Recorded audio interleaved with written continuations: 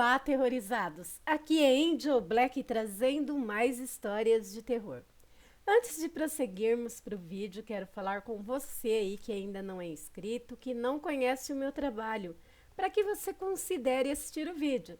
E se gostar, se inscreve aí, deixa o gostei, compartilhe o vídeo com mais pessoas e ativem as notificações do canal para não ficar de fora sempre que eu postar algo novo aqui na plataforma. E se você não gostar também, não tem problemas. Compartilhe com os seus inimigos e se vingue deles. E agora, vamos de história? Moro na zona rural de Minas Gerais. Minha família tinha amizade com um homem que dizia ser lobisomem. Ele frequentava a minha casa e aparentemente era muito gente boa. Não lembro de como ele era, pois na época eu era bem pequeno e inclusive ele já faleceu. Isso deve fazer uns 25 anos. Mas a minha família conta que esse homem tinha algumas características físicas estranhas e agia de um jeito que fazia com que eles suspeitassem. Os cotovelos dele eram bem cascudos e grossos. Dizem que pessoas que são lobisomens possuem cotovelos cascudos, pois na forma de lobisomens eles andam apoiando o cotovelo no chão. Ele morava do outro lado de um rio, em outro bairro, a mais ou menos uns 5 ou 6 quilômetros da minha casa. Então, para ele ir até a minha casa, ele tinha que fazer um percurso que consistia em andar a pé pelos pastos e atravessar o rio usando uma pinguela e depois pegar uma estrada.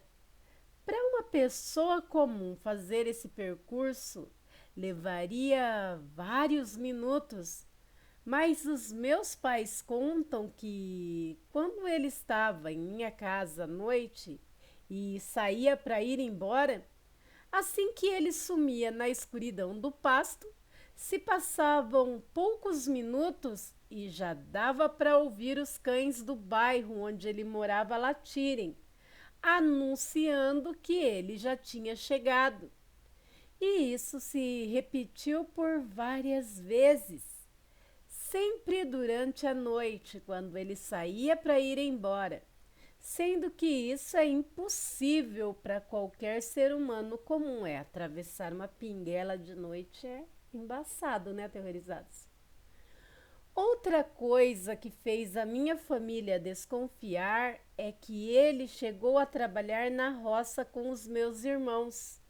E teve um dia que ele passou mal e acabou vomitando um negócio esquisito. Meus irmãos contam que ele vomitou uma espécie de couro ou pele, que parecia muito ser couro de boi. Um pedaço de uns 30 centímetros saiu no vômito. Meus irmãos desconfiaram que ele fosse lobisomem. Talvez fosse de algum animal que ele comeu na noite anterior. Enfim, esse homem na época desapareceu sem se despedir de ninguém. Só vários anos depois que disseram que ele tinha morrido, mas em outra cidade. Esse relato foi enviado anonimamente para o grupo Casos de Lobisomem para o nosso amigo César, que além do grupo tem um canal aqui na plataforma, o canal Fronteiras. E aí, o que vocês acharam dessa história? Ela é bem assim aterrorizante, né? E dá para ver que o vizinho deu sinais de que realmente era a fera. Vamos ao próximo relato? Visita do quarto 203. Nunca fui supersticioso, Mas desde aquela noite não me atrevo a julgar o que eu não entendo. Meu nome é Daniel e sou recepcionista noturno num hotel antigo no centro de Guadalajara. Trabalho lá há mais de 5 anos e, embora tenha visto todos os clientes estranhos, bêbados, brigas e até roubo, nunca tinha testemunhado nada que realmente me congelasse o sangue. Isso até terça passada. Tudo começou quando uma mulher pediu um quarto por telefone, por volta das 21h40. Tinha a voz rouca, quase como de um homem, mas pensei que ela estava doente. Ela queria o quarto 203, especificadamente o 203. Achei estranho, mas como estava livre, concordei. Ela chegou pouco depois sozinha. Ela estava coberta com um rebolso preto. Ela usava óculos escuros e cheirava a copal. Isso deve ser marca de roupa, gente. Eu não sei o que é especificadamente. Mas voltando aqui ao relato, ela não quis me dar o nome completo. Só disse que era Dolores M. E pagou em dinheiro com notas que cheiravam a umidade. Subiu silenciosamente e assim que ela entrou no quarto, o foco do corredor piscou várias vezes e a luz ficou baixa por alguns segundos. Pensei que fosse coincidência. Nessa noite não houve muitos hóspedes, apenas 3 quartos ocupados. Sentei-me na recepção, olhando meus brincos.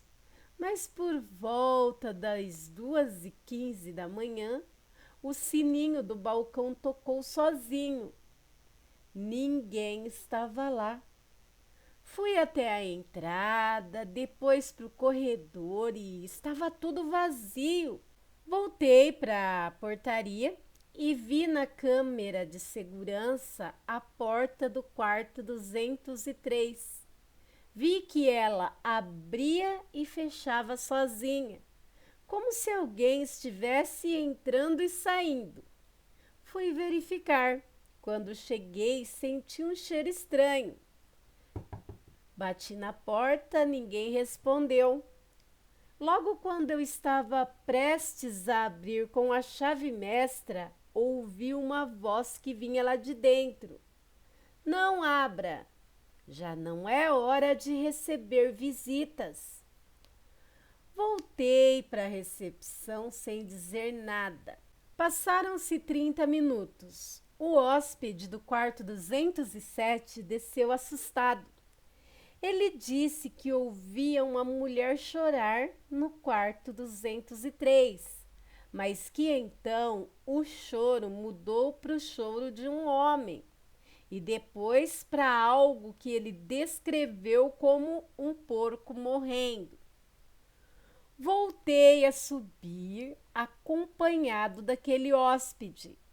Dessa vez, quando batemos, a porta entreabriu. Lá dentro estava tudo escuro, mas dava para ver que a cama estava vazia, a televisão ligada com estática e todas as paredes do quarto riscadas com símbolos estranhos feitos com o que parecia ser unhas. Íamos fechar a porta quando a mulher saiu do banheiro, ou pelo menos algo parecido. Seu rosto já não tinha lábios. Seus olhos estavam completamente pretos e sangrava pelo nariz. Ela caminhava como se cada osso do corpo pesasse. Mas a sua sombra, A sua sombra estava se movendo diferente dela. E ela disse, olhando para nós com um sorriso macabro. Nós corremos, nem ouvimos o que ela falou. Nós descemos as escadas. O hóspede vomitou na entrada e eu liguei para o 112, mas eles nunca chegaram. Ao amanhecer, subi com o gerente. O quarto estava limpo, como se ninguém tivesse usado. Mas os registros estavam lá. Nome, pagamento, câmeras, tudo, menos a mulher. Desisti do trabalho nesse dia, mas desde então sonho com o quarto 203.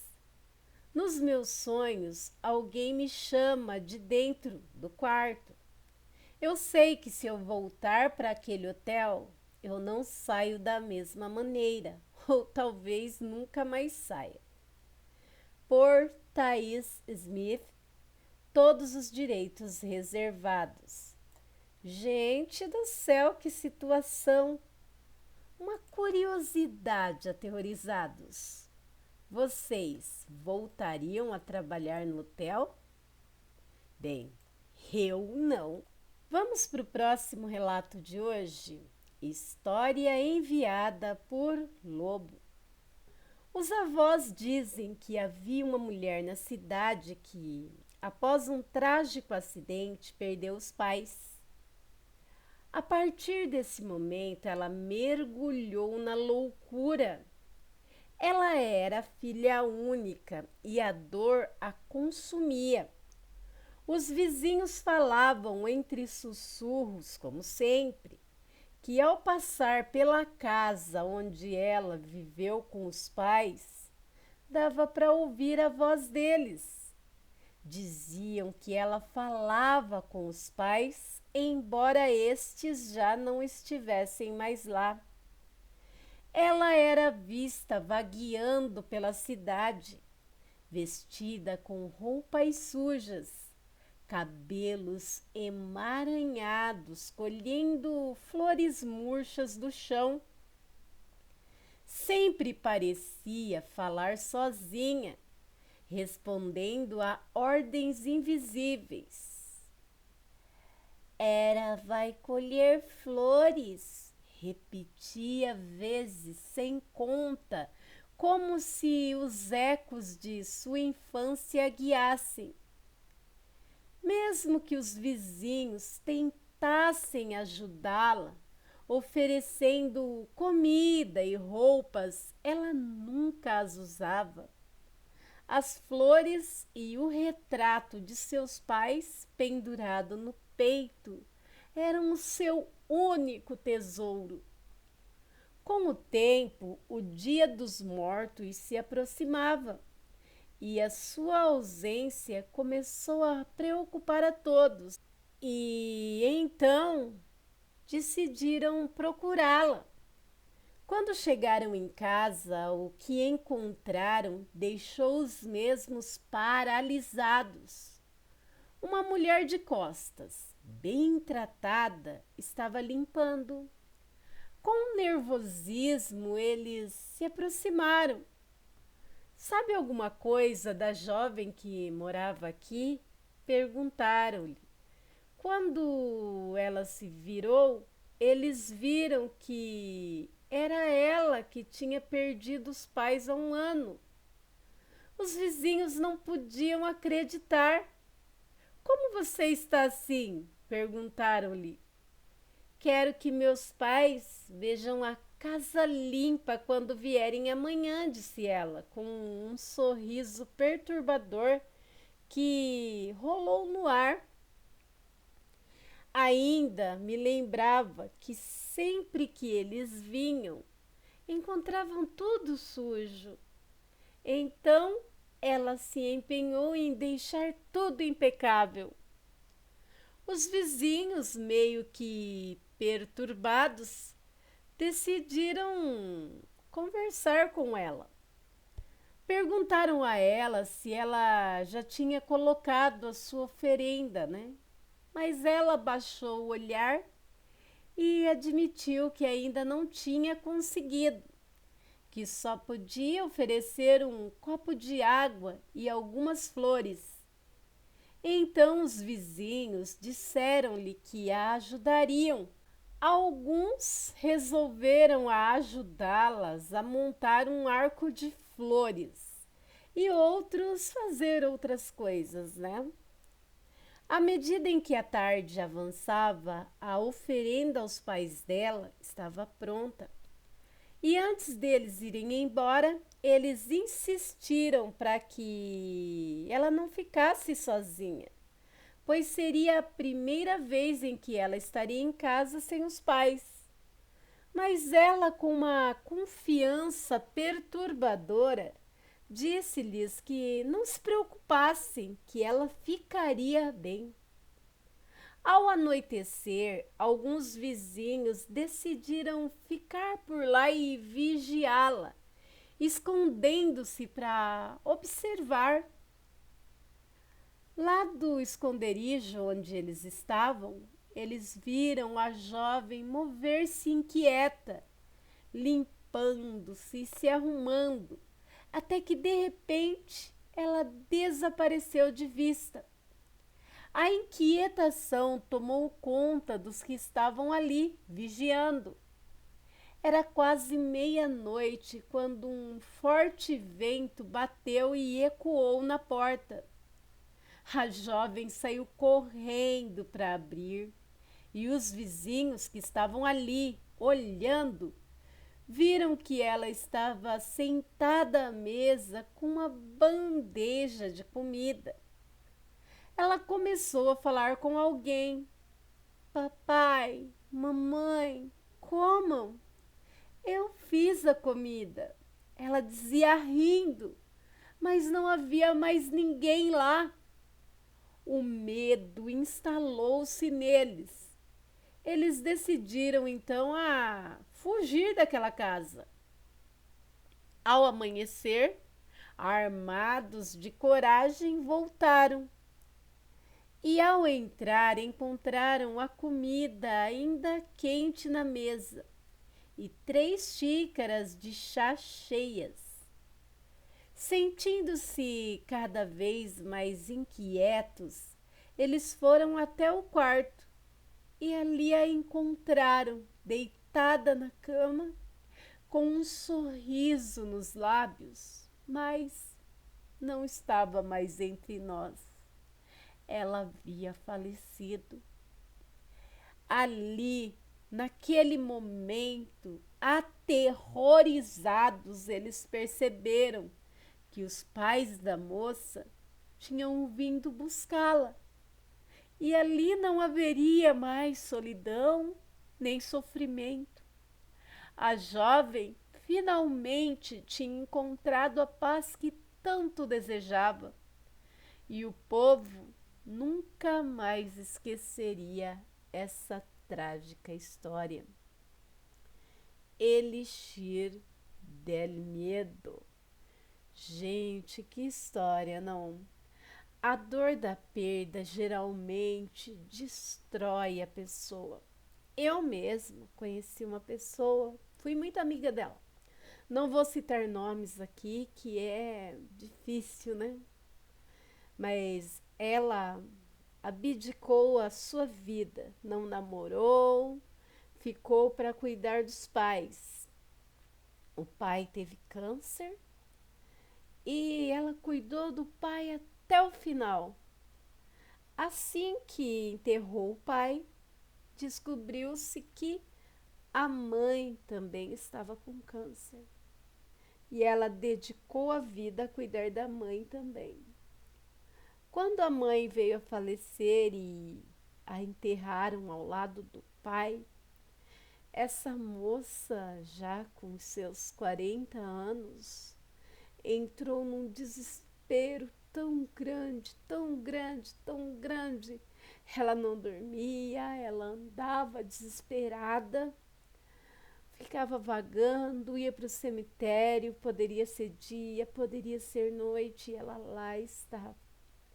O tempo passou e nos tornamos amigas.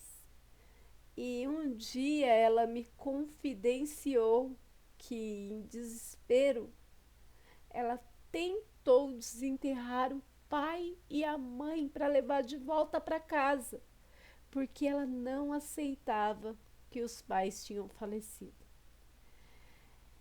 É claro que não tem nada de sobrenatural nessa história, mas eu quero dizer do terror. O terror que acomete a pessoa quando ela perde toda a sua base. Ela não namorou, ela não teve uma vida social. Ela abriu mão de tudo para cuidar do pai, depois da mãe. E quando perdeu tudo, o desespero que tomou conta da vida dela foi surreal. Ela conheceu alguém, com 44 anos ela teve um filhinho e perdeu o pai desse filho também. Uma pessoa que sofreu muito, mas teve muitas superações também. Se eu puder falar uma coisa dessa minha amiga, ela é a personificação do amor. E voltando ao relato, né? No caso da relatante, ela não superou, né? Ela esperou que os pais a viessem buscar. É uma história bem triste, né? E tão comum. Vocês conhecem histórias parecidas? Se sim, deixe aí as suas opiniões nos comentários. Falando em deixar opiniões nos comentários, eu gostaria muito de falar com vocês sobre um assunto e pedir a opinião de vocês, pois é um assunto bem interessante, gente. Toda a mídia está falando disso, né? Sobre os lobos que estavam extintos há mais de 10 mil anos, que foram trazidos de volta à vida por um laboratório, gente. Sim, o lobo terrível, a criatura lendária, como eu disse, extinta há mais de 10 mil anos. E está oficialmente de volta, né? Cientistas da Colossal Biosciences conseguiram criar 3 filhotes com os traços genéticos dessa espécie pré-histórica usando DNA, né, que foi recuperado de fósseis e tecnologia de ponta.